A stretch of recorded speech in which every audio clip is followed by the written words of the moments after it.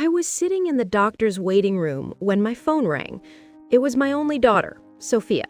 Her voice sounded strange, almost cold, as she said, "Mom, we're going on a trip to Europe tomorrow. I already sold your beach house and your car. We needed the money. Bye." And she hung up just like that. 45 years raising her, sacrificing for her, and she discarded me like garbage. But I took a deep breath and smiled, because there was something my dear daughter didn't know. My name is Elena Hayes. I'm 71 years old, and until that moment, I thought I knew my daughter. I had become a widow 6 months ago. My husband, Thomas, had passed away from a heart attack while we were eating breakfast, just as we had done every morning for 45 years. That morning, he had served me coffee with cream and toast. As always, he had kissed my forehead and said, "Good morning, my love." Those were his last words. Since then, Sophia had been more present in my life, or so I believed. She came to visit 3 times a week. She helped me with the funeral arrangements and accompanied me to the grocery store. She even suggested I see a doctor for a general checkup. "Mom, you need to take better care of yourself now that you're alone," she'd say with that smile I thought was love, but now I understood was for convenience. The beach house had been our sanctuary for years. Thomas and I bought it when Sophia was 15, with a lot of hard work and sacrifice. Every summer we'd go there, building memories, celebrating birthdays and Christmases. Sophia would bring her boyfriends and later her husband, Marcus. I would cook for everyone, clean and do the laundry. It was our family tradition. I never thought she'd see it as just money. And the car, that old Ford pickup truck Thomas cared for like his own child. He'd wash it every Sunday, change the oil religiously, and always park it in the same spot under the shade of the tree. Sophia knew what that truck meant to me. It was the last thing I had left of him. His scent still lingered on the seats. When she hung up, I stayed there on that uncomfortable green plastic chair, surrounded by other sick people, and for the first time in months, I didn't cry. Something strange happened inside me, a calm I hadn't felt since Thomas's death, because in that moment, I remembered something I had completely forgotten. 3 days before he died, Thomas had handed me a manila envelope. "Elena, put this in the drawer of your dresser. If something happens to me, open it after a while, but only when you feel ready." I had put it away without much thought. After the funeral, with so much grief and so many arrangements, I simply forgot. But there it was, waiting for me at home. The nurse called me to go into the office. The doctor examined me and said I was in good health for my age, that I just needed to rest more and eat better. I nodded and smiled, but my mind was elsewhere. I was thinking about that envelope, about the coldness in Sophia's voice, and how Marcus was probably behind all of it. He had never liked me. He always saw me as a nuisance. I left the office and walked slowly to the bus stop. I no longer had a car, according to Sophia. But as I waited, I couldn't help but smile. There was something poetic about all of this. My daughter thought she had left me with nothing, but what she didn't know was that Thomas, my dear Thomas, had always been a man who planned ahead. The bus arrived, and I sat by the window. I watched the city go by.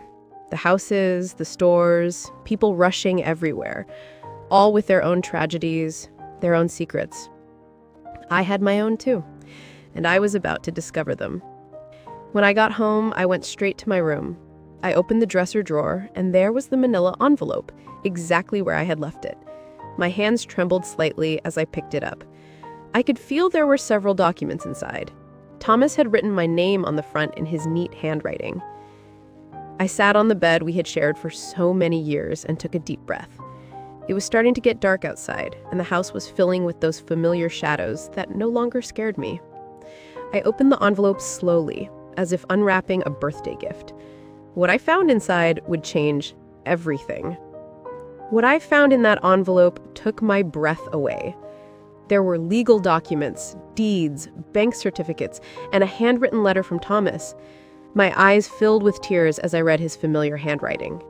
My dear Elena, if you are reading this, it means I am no longer with you. Forgive me for not telling you everything while I was alive, but I wanted to protect you from worries. Over the years, I invested our savings in properties and businesses. We don't just have the beach house. We have 6 other properties, including the apartment building where Sophia and Marcus live. We also have shares in 3 companies that are worth more than you can imagine. You are rich, my love.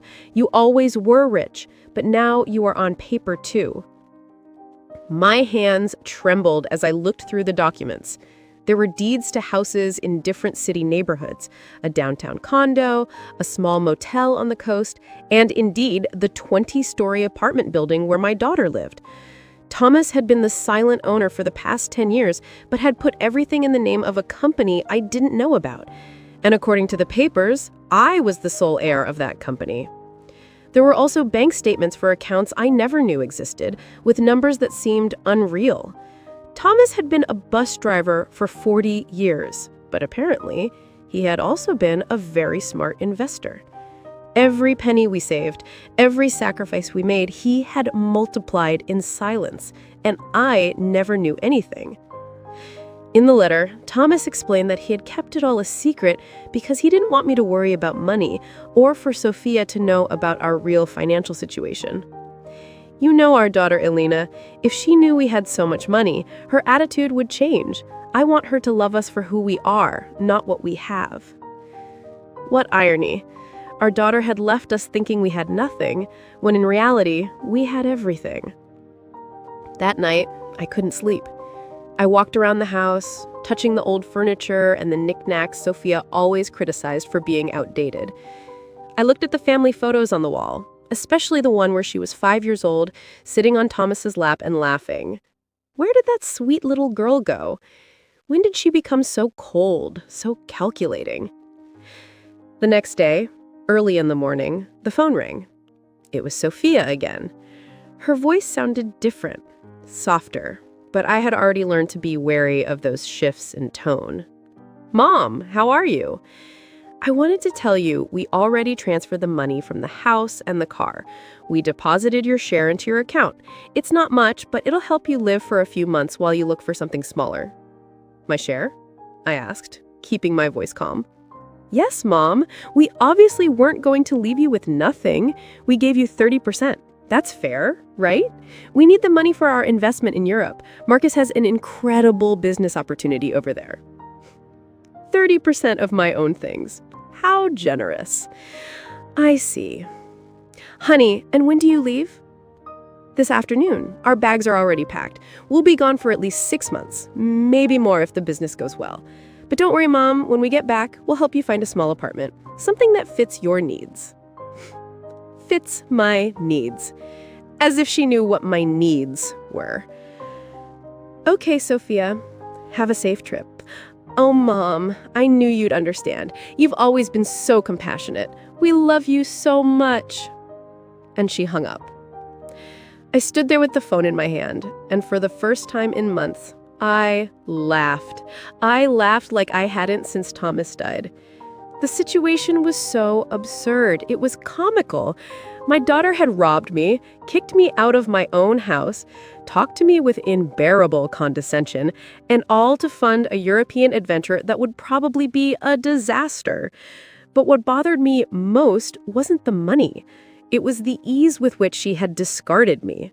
45 years of my life dedicated to her, of sacrifice, of unconditional love, and she had erased me from her life with a 2-minute phone call. That was truly hurt. I checked my bank account online. Sure enough, they had deposited an amount that probably seemed generous to them, but to me was a mockery. They had sold the beach house for much less than it was worth, likely because they needed the cash quickly, and they had sold Thomas's truck for a pittance. That afternoon, from my window, I watched Sophia and Marcus load their suitcases into a cab. He was carrying 2 huge suitcases. She had a very expensive-looking carry-on bag. I watched them laugh, kiss, and make plans. They looked like two teenagers excited for an adventure. They never looked towards my window, never said goodbye. When the cab drove away, I sat in the kitchen with a cup of tea and Thomas's documents spread out on the table. I had to make some decisions.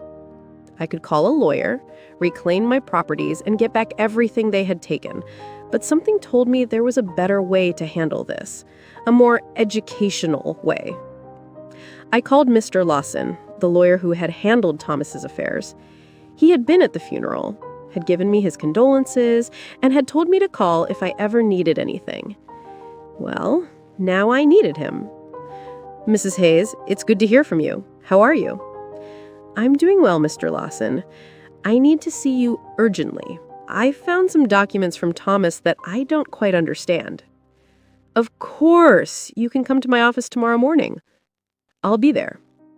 That night, for the first time in months, I slept soundly. I dreamed of Thomas. He was sitting in his favorite chair, reading the newspaper, just like every morning. And when he saw me, he smiled and said, "It's about time, my love. It's about time you stood up for yourself."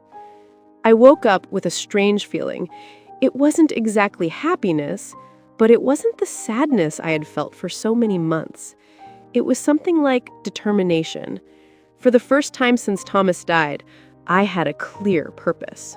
I was going to get back what was mine, but not in the way Sophia expected. The next morning, I got dressed with more care than usual.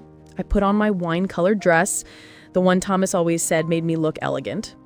I fixed my hair and put on a little makeup, and when I looked in the mirror, I saw a woman I hadn't seen in a long time. I saw a strong woman. Mr. Lawson's office was downtown. It was an old but elegant building with marble floors and large windows.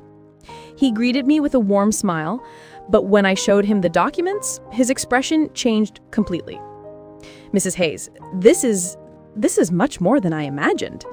Thomas was a very smart man. Look, according to these papers, you are the owner of... I know, Mr. Lawson. I have already reviewed them. What I need to know is what I can do legally. Mr. Lawson explained that everything was in order, that the documents were legitimate, and that I was the rightful owner of all those properties. He also confirmed something I had already suspected. The sale of the beach house was illegal because Sophia had no right to sell it. We can get the house back immediately, Mrs. Hayes, and we can also proceed with legal action against your daughter for fraud. No, Mr. Lawson, I don't want to proceed with legal action. I want to do this another way. I want everything to remain a secret for now. Can you help me? He looked at me with curiosity, but he nodded. Of course, you are my client. What do you need? I need you to discreetly get the beach house back. Do what is necessary to nullify that fraudulent sale, and I need you to help me gain real control of all my properties, especially the building where my daughter lives. I understand. It will be a process that takes a few weeks, but it's completely feasible. Perfect. And Mr. Lawson, I need no one to know I am behind all of this, at least for now. When I left his office, I felt as if I had awoken from a very long dream.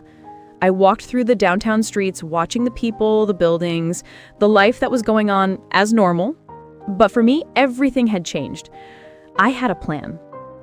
The following weeks were the strangest of my life. Officially, I was a poor widow who had been abandoned by my daughter, but in secret, I was a rich woman, silently orchestrating the recovery of my assets. Mr. Lawson worked efficiently, and every few days he would call me with updates on the progress of the legal proceedings. I decided to stay in my house for the time being. It was mine, after all, although Sophia probably expected me to move into a single room.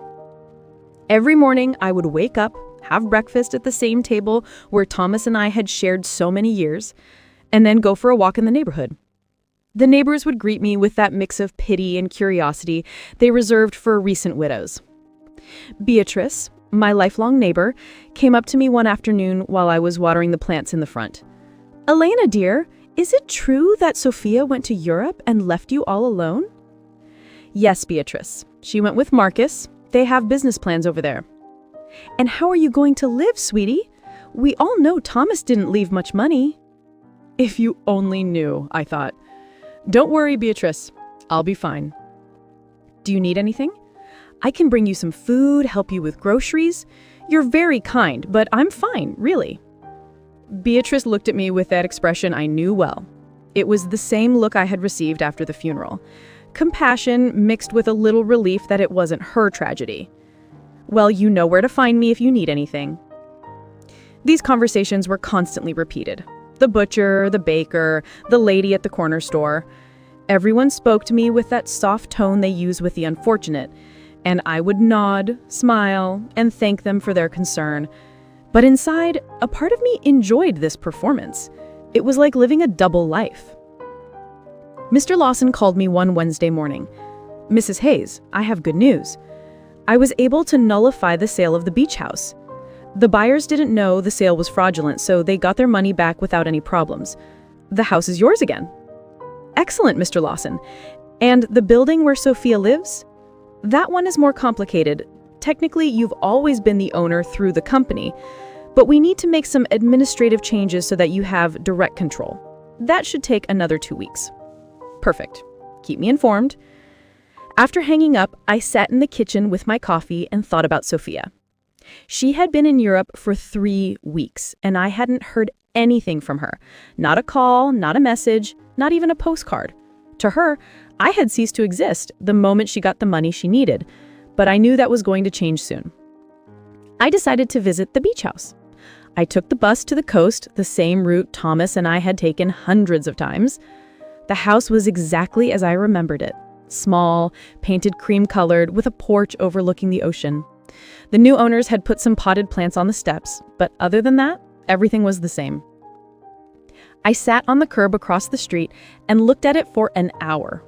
I remembered summer afternoons when Sophia was little, running on the beach and building sandcastles. Thomas grilling fish on the barbecue while I made salads in the kitchen. Sophia bringing friends, then boyfriends, then Marcus. All those happy moments that she had reduced to a simple commercial transaction. An older gentleman came out of the house and saw me sitting there. He approached me with curiosity. "Are you okay, ma'am?" "Yes, thank you. I'm just remembering. I knew the former owners." "Yes, I knew them very well. What a shame about what happened. They told us the elderly lady was very sick and needed to sell fast. We thought it was a steal, but it turns out the sale wasn't illegal. We had to give the house back." "Did you know them personally?" "No, we did everything through intermediaries, but they told us the daughter was handling everything because the mother couldn't." What a sad situation. If you only knew how sad it really was, I thought. "Well, I'm glad you didn't lose your money." "Yes, luckily everything worked out well. Although, now we have to look for another house. We liked this one a lot." I left there with a heavy heart. It wasn't just the money that hurt. It was the ease with which Sophia had lied about me. She had made up a story about my illness. She had used my supposed vulnerability to justify her actions. To her, I wasn't a person with feelings, but an obstacle that had to be removed. That night, I called Mr. Lawson again. "Mr. Lawson, I need you to help me with something else. I want to get Thomas's truck back." "That will be more difficult, Mrs. Hayes. The truck was in your name, but your daughter had a power of attorney that allowed her to sell it." "How is that possible?" "Apparently, you signed that power of attorney a few months ago after your husband's death. Don't you remember?" There it was, the moment Sophia had started planning all of this. I vaguely remember signing some papers she had brought to me, telling me they were to facilitate the funeral and inheritance arrangements. I had been so confused by grief that I signed without reading. How naive I had been. "I understand, Mr. Lawson. Is there any way to get it back?" "We can try, but it will be more complicated. We would need to prove that you signed that power of attorney under deception or coercion. Let's do it. I want to get back everything they took from me." Over the next few weeks, I developed a strange routine. In the mornings, I was the poor widow everyone knew. I would go out to buy necessities, talk to the neighbors, and keep up appearances. But in the afternoons, I became a businesswoman. I would study Thomas's documents, talk to Mr. Lawson, and plan my next move. I learned things about finances I never thought I would need to know. I discovered that Thomas was much smarter than I thought. Every one of his investments had been carefully calculated. The building where Sophia lived, for example, wasn't just profitable from rent. It was in an area that was rapidly appreciating. I also discovered that Marcus, Sophia's husband, had a lot of debt. He had taken out loans using the apartment they lived in as collateral, not knowing he wasn't the real owner. When the banks figured this out, he was going to be in serious trouble. Mr. Lawson called me one Friday morning. "Mrs. Hayes, I have some news. Your daughter just arrived in the country. She's at the airport alone." "Alone?" "Yes. Apparently Marcus stayed in Europe. There are rumors they had a very big fight." "I see. Did you send the letter?" "I'm going to send it today. She should receive it tomorrow." I hung up the phone and stood there in the kitchen feeling a mix of nervousness and anticipation. After so many weeks of silent planning, the moment for the first real move had finally arrived. Sophia was about to discover that her mother was not the defenseless victim she believed. Sophia arrived at her apartment Tuesday night. I knew this because Beatrice, who seemed to have informants throughout the neighborhood, came to tell me the next day. "Elena, your daughter came back last night. I saw her go in with one suitcase, but she looked terrible, pale with dark circles around her eyes, as if she had been crying the whole flight. Alone, completely alone. And something strange, Elena, when the doorman asked her for the keys, she didn't have them. She had to ask the superintendent to let her in with the emergency copy." Interesting. Marcus had the keys, which meant he probably had decided not to come back. Or maybe Sophia had discovered something about him and had fled. In any case, my daughter was back, and very soon she would receive my little welcome gift. Mr. Lawson called me that same afternoon. "Mrs. Hayes, the letter was delivered an hour ago. The doorman confirmed that your daughter received it in person." "Perfect. How long did we give her?" 30 days to vacate the apartment, as per legal standards." But, Mrs. Hayes, are you sure you want to do this? She is your daughter, after all. Mr. Lawson, my daughter kicked me out of my own house with a 2-minute phone call.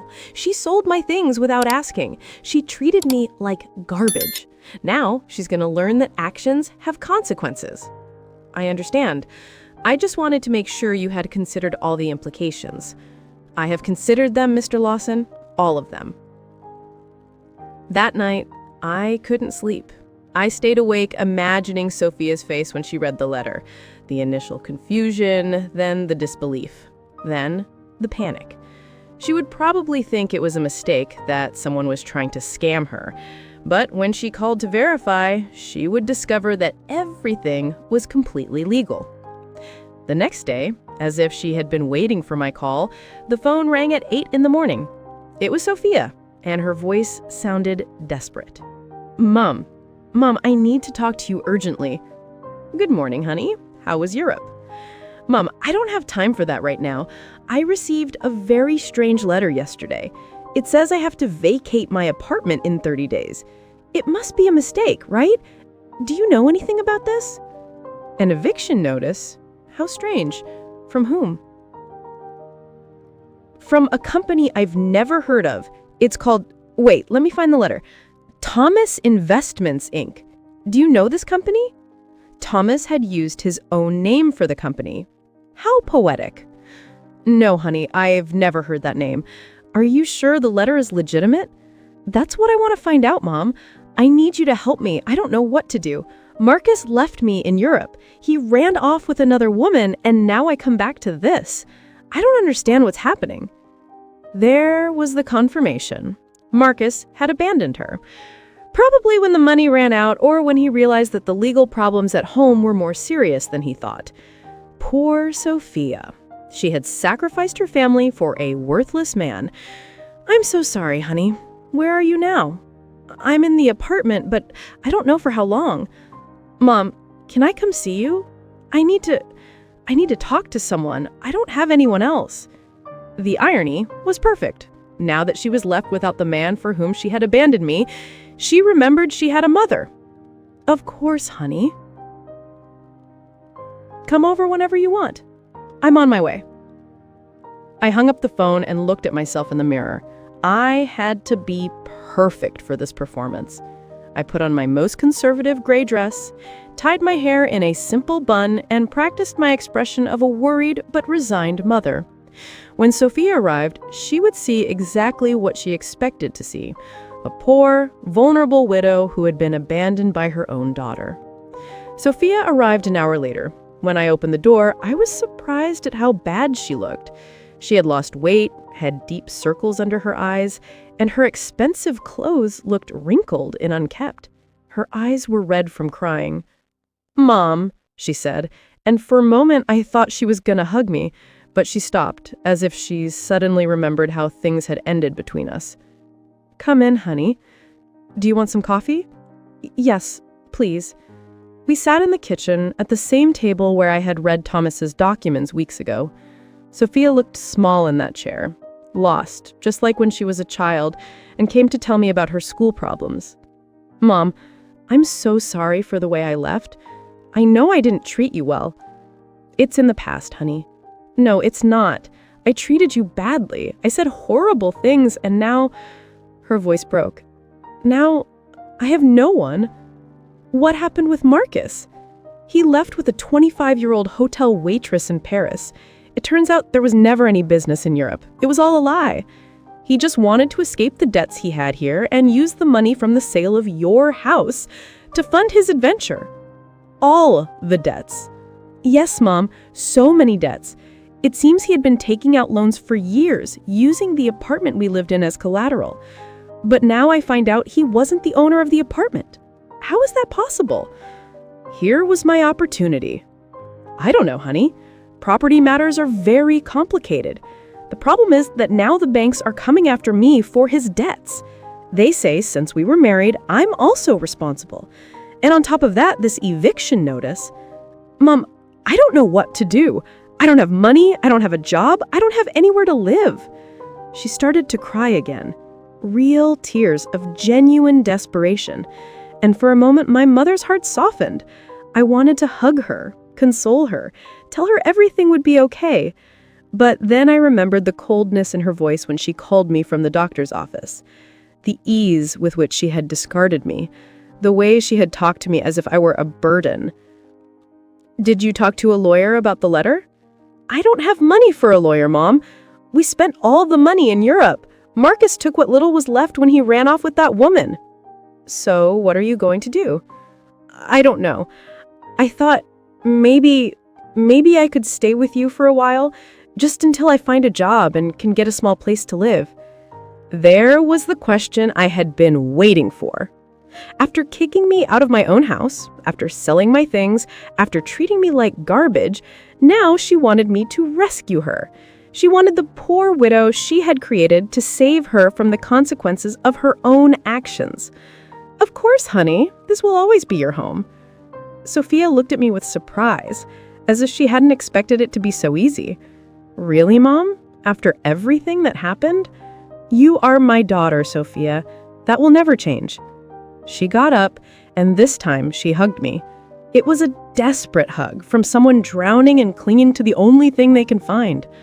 I hugged her back too, but not with the unconditional love from before. Now there was calculation in my embrace, strategy.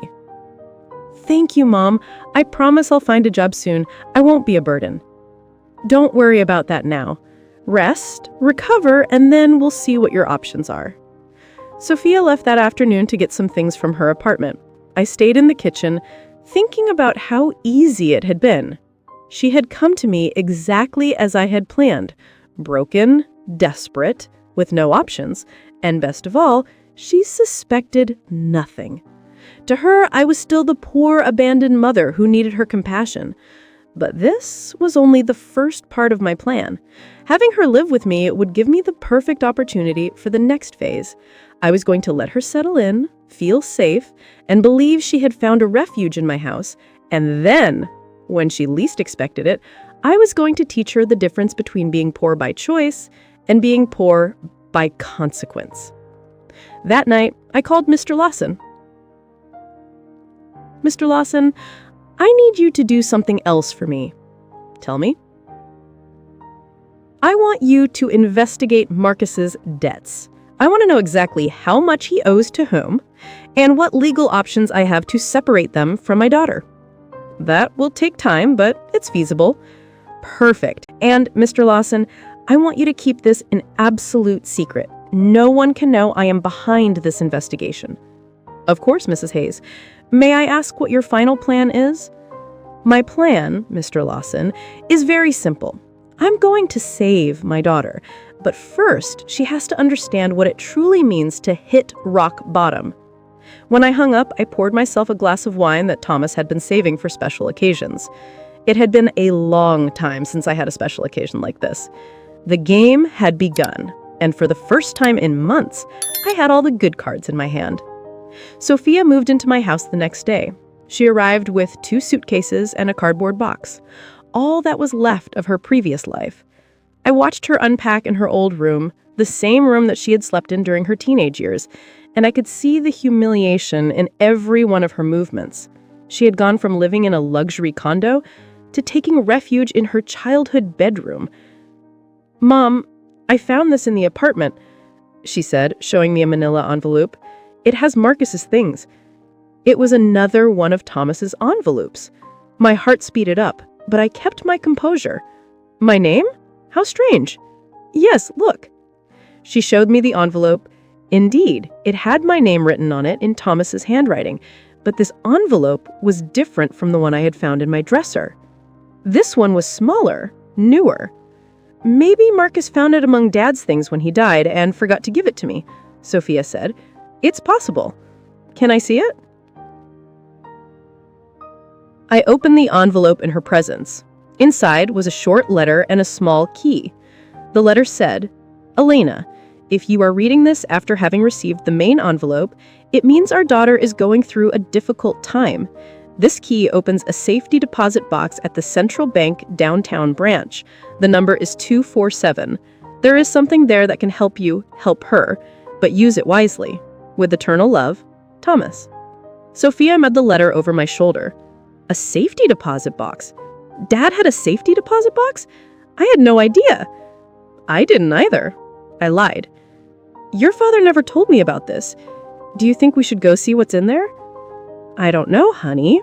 Maybe it's better to leave things as they are." "But Mom, maybe there's something important in there. Documents or, I don't know, maybe something valuable that can help us." The desperation in her voice was palpable. Sophia was clinging to any possibility of finding a way out of her situation, and I was going to let her cling a little longer before I showed her the complete reality. "Okay," I said, after a calculated pause. "We can go tomorrow." That night, Sophia and I had dinner together for the first time in months. She had cooked, trying to be useful, but the food tasted of guilt and desperation. She told me more details about what had happened in Europe, and each story was worse than the last. "Marcus lied about everything, Mom. Not just the business, but the debts too. I thought he only owed a little bit of money, but it turns out he owes over $100,000. And the worst part is he used my name for some of the loans without me knowing. How is that possible? He forged my signature. When I married him, I gave him some documents to handle the banking for our joint account. I never thought he'd use them for this." "Do you have any way to prove you didn't know?" "I don't know. It's all so complicated. The banks say that since we were married, I'm responsible for all his debts anyway. And the divorce? I don't even know where Marcus is now. He just disappeared. His phone is disconnected. He doesn't answer emails. Nothing. It's as if he vanished." Perfect. Marcus had run away like the rat he had always been, leaving Sophia to face the consequences of her actions alone. In a way, he had done me a favor. Now my daughter was experiencing exactly what I had felt when he abandoned me. Betrayal by someone she had completely trusted. "I'm so sorry, honey. I didn't know things were so bad." "I didn't either, Mom. I thought Marcus loved me, that we were going to build something together, but it turns out I was just an easy way for him to get money and documents." Sophia started to cry again. "How could I have been so stupid? How did I not realize who he really was? It was tempting to tell her that I had seen the signs from the beginning, that I had tried to warn her that Marcus never seemed trustworthy, but that would have broken my facade as a compassionate and vulnerable mother. Love can be blinding sometimes, honey. Don't blame yourself. But Mom, I didn't just ruin my life. I ruined yours too. I treated you horribly. I took your house, your truck, your things, and all to give to a man who abandoned me at the first opportunity. Now we're two poor women trying to survive because of me. It's in the past, Sophia. We'll be okay. No, it's not. Now we're both in trouble because of my mistakes. You lost everything Dad left you, and I lost my marriage and my future. We're two poor women trying to survive. If she only knew, I thought, that at this very moment, I had more money than she could possibly imagine. That I was the owner of the building where she lived. That I could solve all her problems with a single phone call. But it wasn't time yet. The next day, we went to the bank. Sophia was nervous, hopeful. I maintained my act as a confused widow who didn't understand much about finance. The bank employee led us to the safety deposit boxes, verified my ID, and opened box number 247. Inside were jewels, many jewels, rings, necklaces, bracelets, earrings. I recognized some pieces as heirlooms from Thomas's family. Others were completely new to me. There was also a letter explaining the origin of each piece and its approximate value. Sophia gasped, "Mom, this must be worth a fortune." "You think so?" "Yes, look at this emerald and this pearl necklace. Mom, Dad saved a treasure here." According to Thomas's letter, the jewels were worth approximately $200,000. It was a significant amount, but it was nothing compared to the rest of my assets. It was like finding a few coins under the sofa when you have $1 million in the bank. "What do we do with this, Mom?" "I don't know, honey. They're family memories. But Mom, we could sell some of the pieces. With this money, you could get your beach house back, and I could pay off some of Marcus's debts." There it was again. Even when she found something valuable, Sophia's first reaction was to think about how to use it to solve the problems Marcus had created. She hadn't learned a thing yet. "Are you sure you want to use your father's inheritance to pay Marcus's debts?" "What other option do I have, Mom? If I don't pay something soon, the banks are going to foreclose on everything I have. And technically, I don't own anything. Everything was in Marcus's name." "Think carefully, honey. Once you sell these jewels, you won't be able to get them back." "I know, but what else can I do? I can't get a job with all these legal claims pending. No employer is going to want to hire someone with so many legal problems." We took the jewels home. Sophia spread them out on the kitchen table and examined them one by one, calculating which ones she could sell and which she could keep. It was painful to watch her reduce decades of family history to numbers on a spreadsheet. "Mom, I think I can get $180,000 for the jewels," she said one afternoon, counting the bills on the kitchen table. "It's less than I expected, but it's enough to pay off the most urgent debts." "Are you sure you want to do this?" "I have no choice. If I don't pay something soon, they'll seize everything. Even this house could be at risk if they prove I have some kind of legal connection to the properties." How ironic the situation was. Sophia was worried about losing a house that I owned, paying the debts of a man who had abandoned her, with money from jewels that had belonged to the same man who had created the fortune that could save her. And how are you going to decide which debts to pay first? I talked to a free financial advisor at the bank. She told me to prioritize the debts that have real collateral, because those are the ones that can affect property or lead to immediate foreclosure. Sophia had matured so much in these few weeks. The woman who had sold my things without consulting me was now carefully investigating every financial decision. The suffering had made her more responsible, but also more fragile. That night, while she was organizing the debt documents on the table, I received a call from Mr. Lawson. "Mrs. Hayes, I have a full report on Marcus's debts. The situation is worse than I thought." "How much worse?" "He owes over $200,000 to several banks and also has debts with private lenders. What's more concerning is that he used falsified documents with your daughter's signature for some of these loans. That means Sophia is legally responsible. It's complicated. If we can prove she didn't know, we might be able to get her out of some of the debts. But it's going to be a long and expensive process." "How expensive?" "For a good lawyer specializing in these types of cases, probably $50,000, and there's no guarantee of success." "I understand. And what if she just pays the debts?" "If she has the money, that would be the fastest solution. But I doubt she has access to that amount." "Mr. Lawson, I want you to prepare all the necessary documents to get my daughter out of these debts, but don't tell her anything yet." "You're going to pay, Mrs. Hayes?" "I'm going to do whatever is necessary to protect my daughter, but this has to be handled in a very specific way." When I hung up, I found Sophia in the living room, looking at the jewels with a sad expression. She looked lost, like a child who had broken her favorite toy and didn't know how to fix it. "What are you thinking about, honey?" "About Dad. About how disappointed he would be in me if he could see what I did with my life." "Your father loved you very much, Sophia. He would understand." "No, Mom.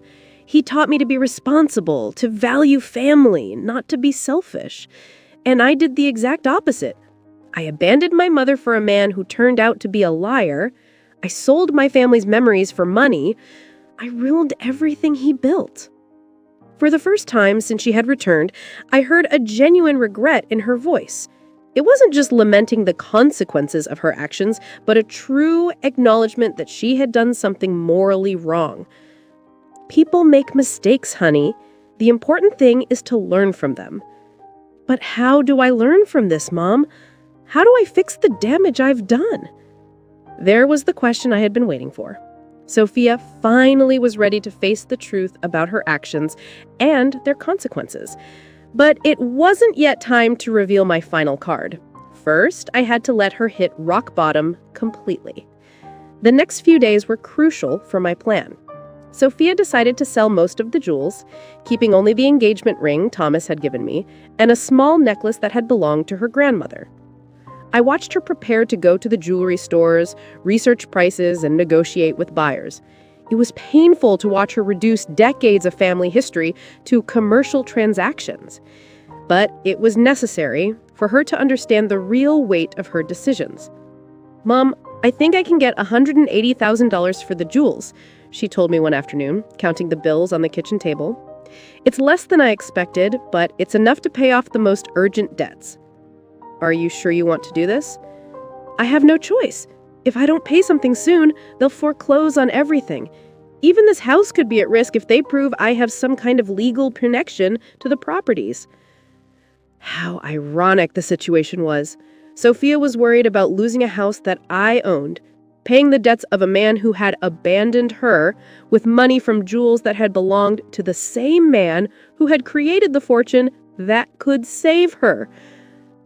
"And how are you going to decide which debts to pay first?"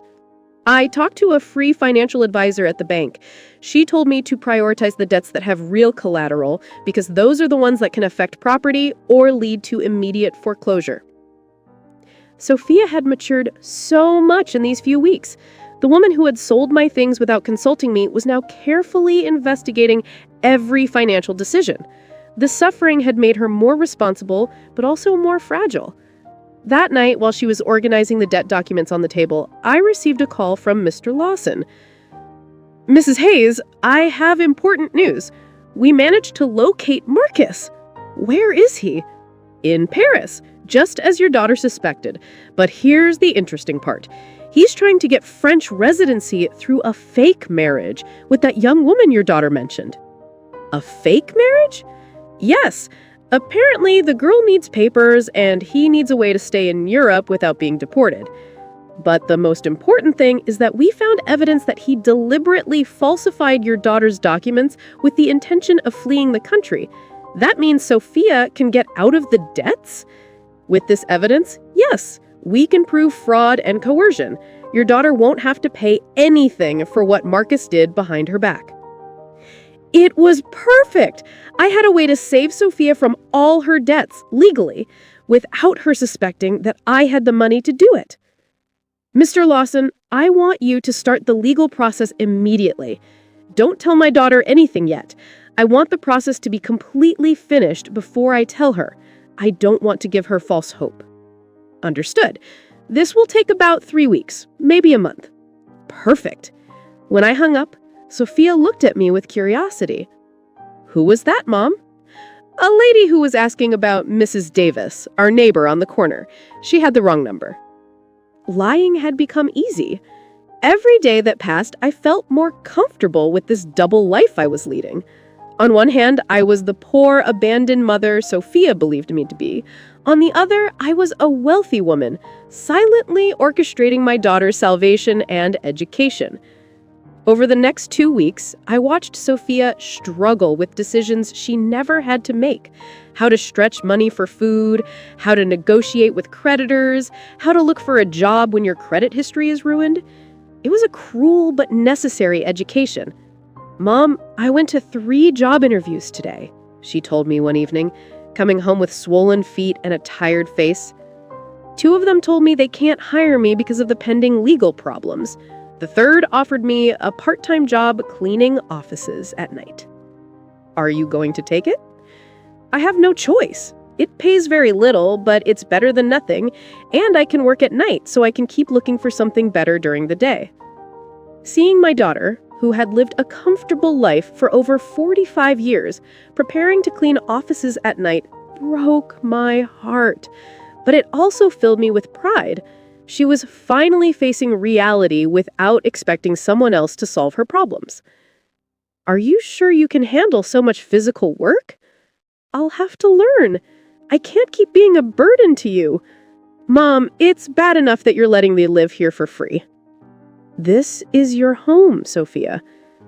No, Mom, this is your home, and I'm here because of your generosity, but I'm not going to take advantage of it forever. One night, while Sophia was on her first cleaning shift, Beatrice came to visit. She sat in the kitchen with me, drinking tea and looking at the family photos on the walls. Elena, I have to ask you something. Did you know Sophia was going to come back in these conditions? What do you mean?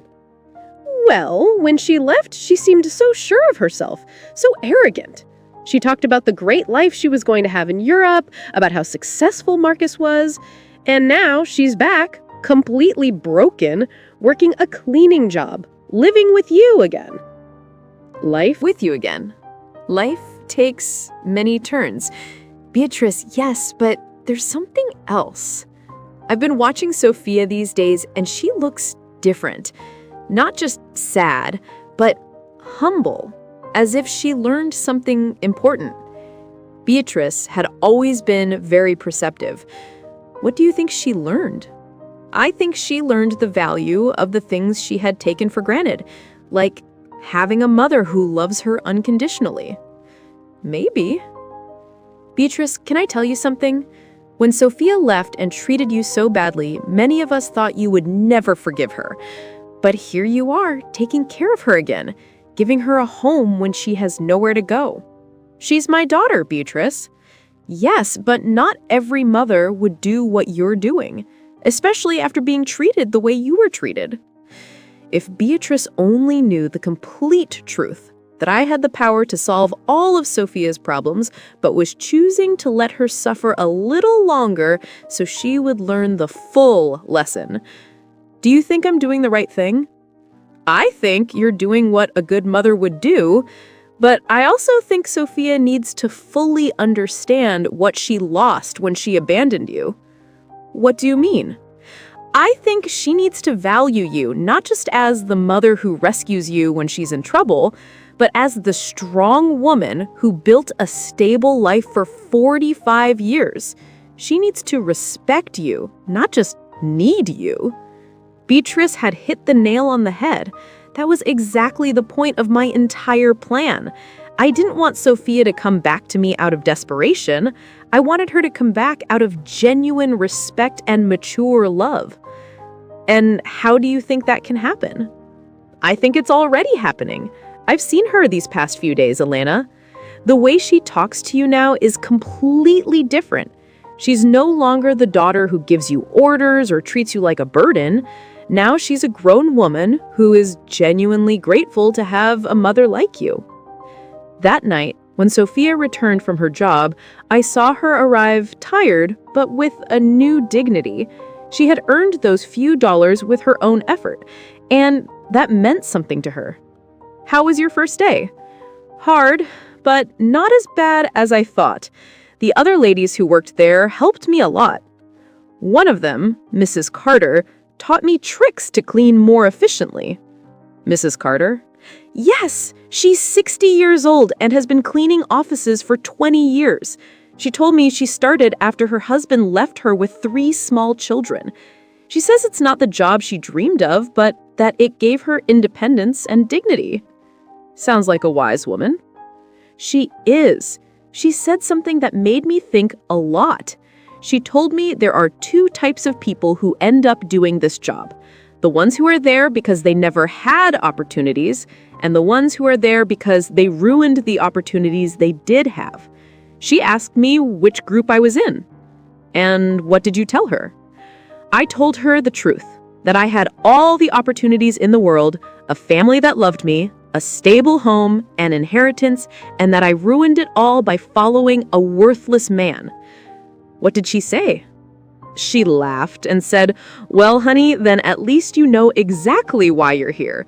That puts you 1 step ahead of most people."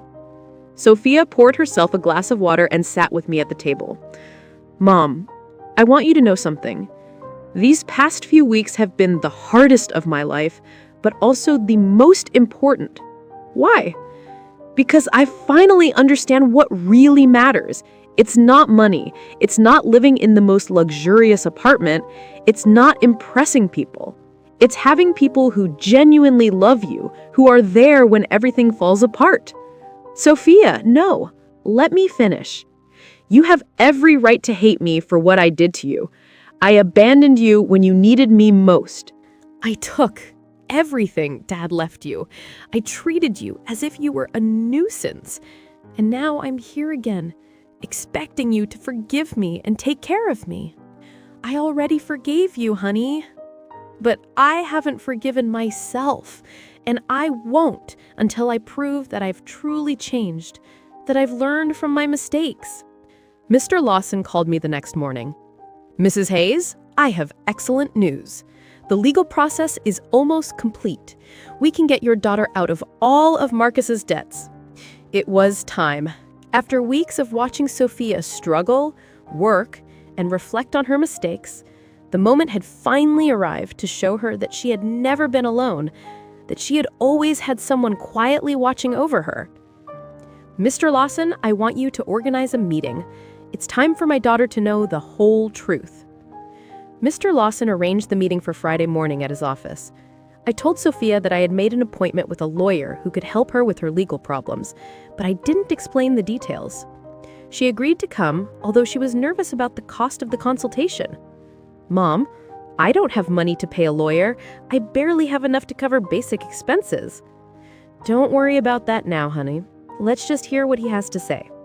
We arrived at Mr. Lawson's office on time. Sophia had dressed in her best clothes, which now looked a little big on her thinner body. She was nervous, wringing her hands, expecting another piece of bad news on her endless list of problems. Mr. Lawson greeted us with his usual professional smile. "Mrs. Hayes, Miss Hayes, thank you for coming." "Thank you for seeing us," Sophia replied. "Although I should warn you that my financial situation is very complicated and I probably can't afford high fees." "That's exactly what we're going to talk about," Mr. Lawson said, exchanging a look with me. "But first, I need you to review these documents." Mr. Lawson handed Sophia a thick folder. She opened it and began to read, her expression gradually changing from confusion to surprise. I don't understand." These documents say that Marcus forged my signature? That there is evidence of fraud? That I am not responsible for the debts? That's right. We have been investigating your case for the past few weeks. We found enough evidence to prove that you were a victim of identity fraud. But how is that possible? Who paid for this investigation? I don't have money for this. Mr. Lawson looked at me. It was my moment. Sophia, there is something I need to tell you. What, Mom? I took a deep breath. After weeks of acting, I was finally going to reveal the truth. Your father left me more than you knew. Much more. What do you mean? Mr. Lawson, show her the other documents. Mr. Lawson took out a second folder and handed it to Sophia. This time, the documents were the property deeds, the bank statements, the investment certificates, the entire fortune Thomas had built in secret. Sophia read in silence for several minutes. Her face went through a complete range of emotions: confusion, disbelief, shock, and finally comprehension. Mom, this says you are the owner of the building where I lived? Yes. And that you have other properties, bank accounts, investments? Yes. This means that when I sold the beach house, it was my house and the sale was fraudulent? I already got it back. Sophia stared at the papers, trying to process the information. How long have you known this? Since the day you called me from the doctor's office. You knew all this when I came back from Europe asking for help? Yes. You knew you could solve all my problems when you saw me crying every night. Yes. There was a long, tense silence. Sophia closed the folders and looked directly into my eyes. Why, Mom? Why did you let me suffer when you could have helped me? This was the question I had been waiting for weeks. Because you needed to learn something you couldn't learn any other way. What? You needed to learn the value of the things you had lost. The value of family, of respect, of responsibility. When you abandoned me, it wasn't just money you took from me. It was dignity. It was love. It was trust. Sophia started to cry, but they weren't tears of self-pity like the ones she had shed during these weeks. They were tears of deep understanding. I abandoned you when you needed me most. Yes. I treated you like garbage. Yes. And you saved me anyway. Yes, but not in the way you expected. I didn't save you by giving you money so you could keep making the same mistakes. I saved you by letting you hit rock bottom so you could learn to save yourself. Mr. Lawson discreetly intervened. Miss Hayes, your mother has paid all the legal expenses to free you from Marcus's debts. She has also recovered all the properties that were sold fraudulently. You are completely free. And the cleaning job I got?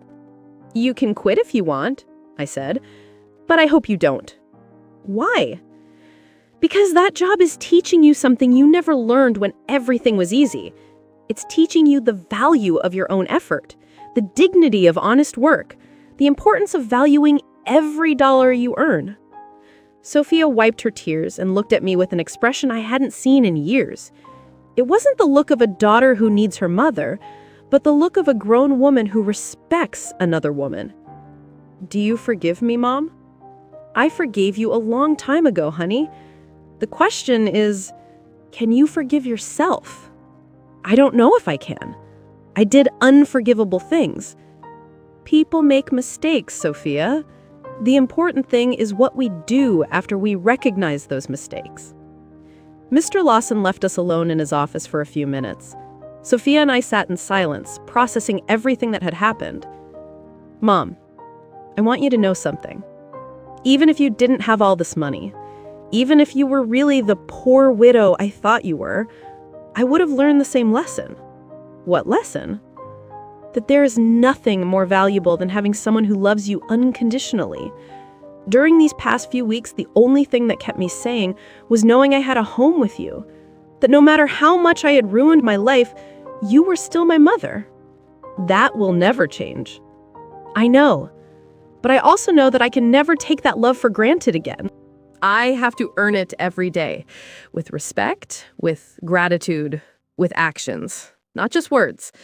We left Mr. Lawson's office with a completely new relationship. We were no longer mother and daughter united by blood and habit. We were two grown women who had chosen each other after going through the most difficult test imaginable. The following weeks were about, but not the kind Sophia expected. Even though she now knew I had enough resources to solve all her problems, she decided to keep her night cleaning job. "Mom, I need to finish what I started," she told me one afternoon as she was getting ready for work. "I can't just go back to a comfortable life as if nothing happened." "Are you sure? You don't have to punish yourself forever." "It's not a punishment. It's a way of remembering who I was and who I want to be now." I watched her put on her work uniform, something unthinkable a few months ago when she lived in the luxury condo with Marcus. But there was something different in her posture, in the way she moved. She was no longer the broken woman who had arrived crying at my door. She was someone who had found dignity in honest work. Beatrice came to visit me that afternoon, as she had done every few days since Sophia had returned.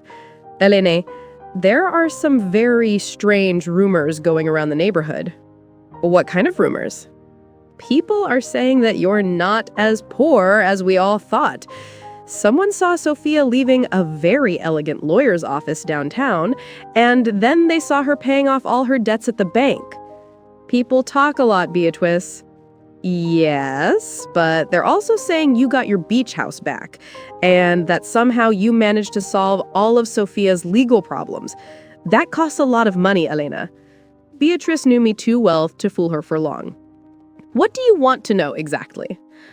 "I want to know if my friend of 40 years has been lying to me about her situation." I poured myself a cup of tea and sat across from her. It was time to be honest with someone else. "Thomas left me more than anyone knew, Beatrice. Much more." "How much more?" "Enough so that Sophia and I never have to worry about money again." Beatrice was silent for a moment, processing the information. "And why did you pretend to be poor all these months?" "Because I needed Sophia to learn something she couldn't learn any other way." I told her the whole story. Sophia's cruel phone call, my plan of silent revenge, the weeks of watching her hit rock bottom, and finally the revelation in Mr. Lawson's office. "Elena, that is brilliant and terrible at the same time." "Terrible?" "Yes, because you let your own daughter suffer when you could have helped her immediately." But also brilliant, because I understand why you did it. You do. Yes. Sophia needed to learn the value of the things she had lost. If you had simply given her money to solve her problems, she would have learned that there's always someone who will rescue her from the consequences of her bad decisions. Exactly. But Elena, didn't it hurt you to see her suffer? Every day, every night I saw her crying. Every morning I saw her get up to go to work, tired and defeated. But I knew that if I rescued her too soon, she wouldn't have learned the full lesson. And do you think she learned it? Look for yourself. Sophia knows that she now has access to enough money to live comfortably, but she chose to keep her job. She knows she can move to a better place, but she decided to stay here with me. She knows she doesn't have to worry about the debts, but she's using her own savings to help other women in similar situations. She's helping other women? Yes, she became friends with the ladies she works with and is using some of the money she earned cleaning offices to help a coworker who was having trouble paying for her son's daycare. Beatrice smiled. That's not the Sophia who went to Europe. No, she's not. This Sophia understands that money is a tool, not a goal. She understands that dignity comes from work and respect, not from material possessions. That night, when Sophia returned from work, she found me reading in the living room. "Mom, I have to tell you something. Today, Mrs. Carter asked me if I was the daughter of the rich lady from the north side of town. What did she tell her? I said yes, that you have enough money for me not to have to work. And do you know what she asked me next?" "What?" She asked me why I was still working, so I explained that it was because I need to prove to myself that I can stand on my own 2 feet. And what did she say? She laughed and said, "Honey, that's the difference between being rich and acting rich. Your mom taught you how to be truly rich." Mrs. Carter is very wise. She is, and she made me understand something important. It's not about the money you have, but about how you use it and how you relate to it. Sophia sat down with me on the sofa. "Mom, I want you to know that I've made a decision. I'm going to keep living here with you, but not as a daughter who has come back home to her parents. I want to stay here as a grown woman who chooses to share her life with her mother." What's the difference? The difference is that I'm going to pay my share of the expenses.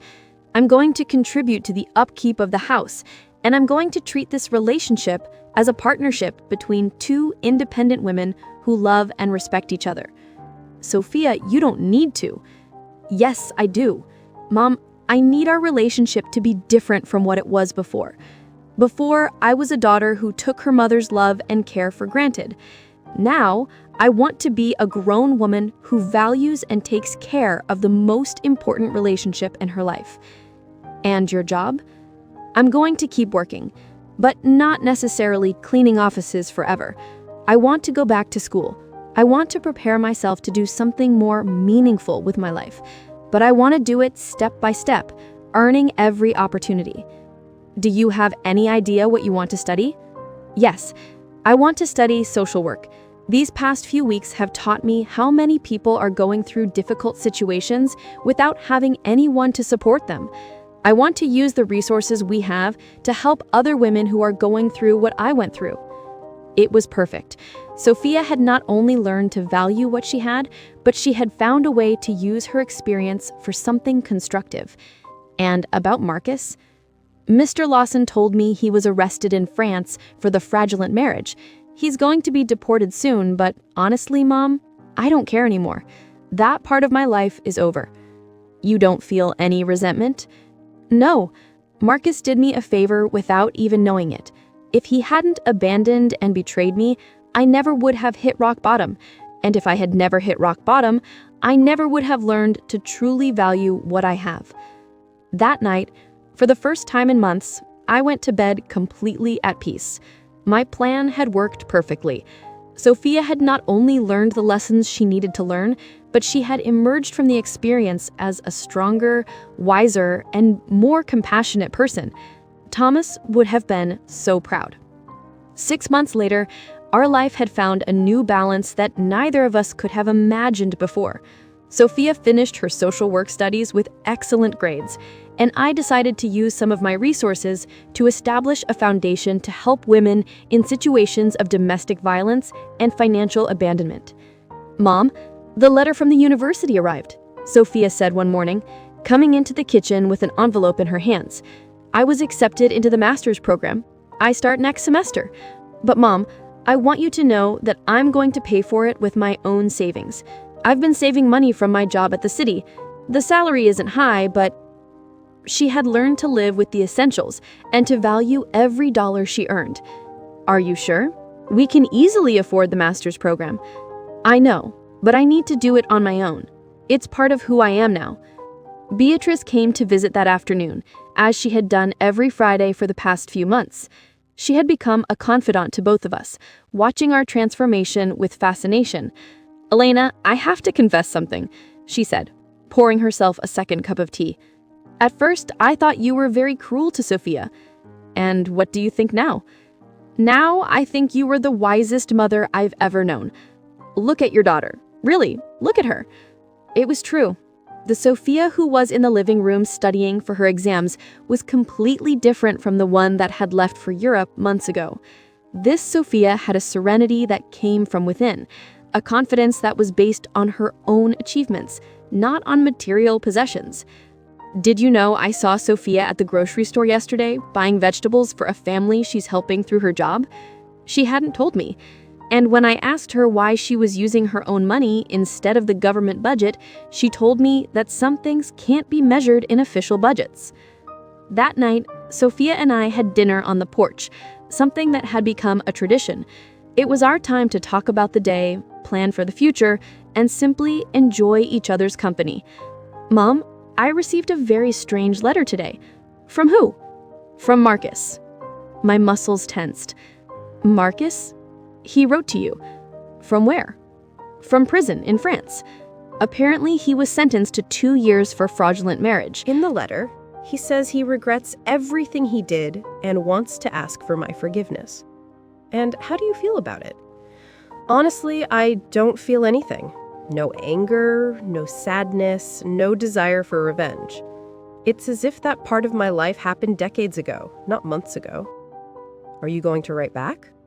No, not because I hate him, but because there's nothing to say. That Sophia who married him no longer exists. This Sophia has nothing to talk to him about. I was impressed by the maturity in her voice. The woman sitting across from me had developed an inner strength that came from hitting rock bottom and getting up on her own. Do you know what this whole experience taught me, Mom?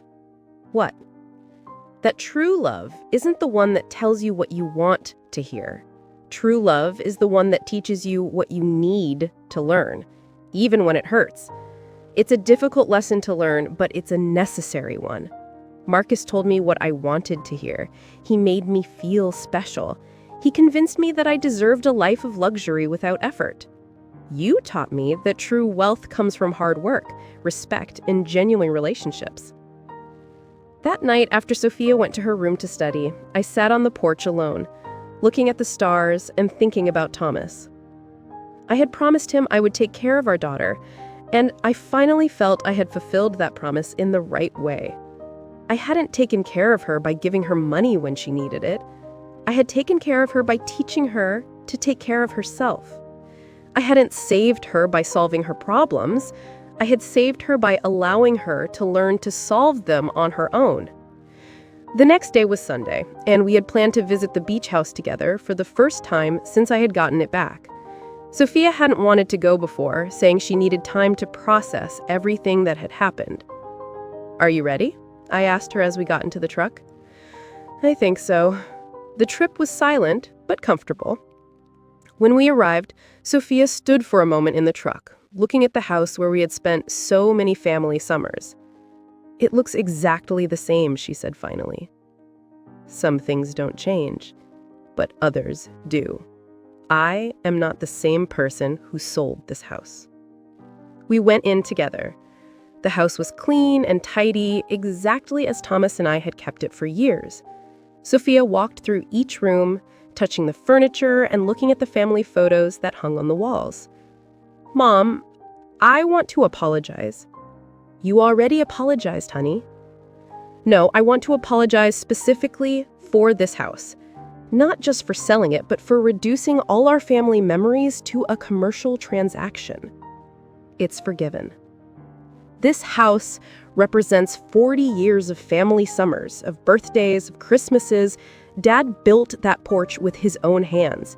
You planted that garden. I learned to swim at that beach. And I turned it all into money to fund the adventure of a worthless man. She sat on the sofa where Thomas used to read on Sunday mornings. Do you know what hurts me the most? What? That when I sold it, I didn't feel anything. It was just another property. Now, being here again, I can feel Dad in every corner. I can hear his laughter, smell his morning coffee, see his reading glasses on the table. He is here, Sophia. He has always been here. I know. And I also know that he's proud of how you handled all of this.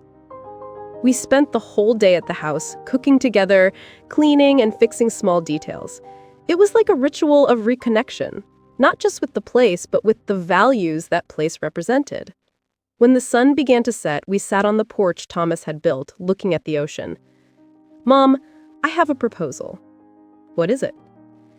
"I want us to turn this house into a temporary shelter for women who are leaving situations of domestic violence, a place where they can stay while they rebuild their lives." It was the perfect proposal. Thomas would have loved the idea that his beach house would serve to help other families. "I think that's a beautiful idea, honey." We can use some of the foundation's resources to maintain it, and I can oversee the program through my job. Are you sure you want to turn our family sanctuary into that, Mom? The best sanctuaries are the ones that are shared. Dad always said that a house isn't truly a home until it opens its doors to other people who need love. He was right. Thomas had always been generous with our home, inviting relatives, friends, and neighbors who needed a place to stay. We returned that night with a new project and a completely renewed relationship. We were no longer mother and daughter united by obligation or need. We were two women who had consciously chosen to build a life together based on love, respect, and a common purpose. That night, before falling asleep, I spoke to Thomas in silence. We did it, my love. Our daughter finally understood what truly matters. And for the first time since his death, I felt he answered me. I always knew you would. You're both stronger than you think. Justice had arrived not as revenge, but as education. Not as punishment, but as transformation. And in the end, we had both gained something much more valuable than money. We had gained an authentic relationship built on a solid foundation that no future crisis could destroy. Did you like my story? And which city are you listening from? Let's meet in the comments. Don't forget to subscribe. See you in the next life story, with love and respect.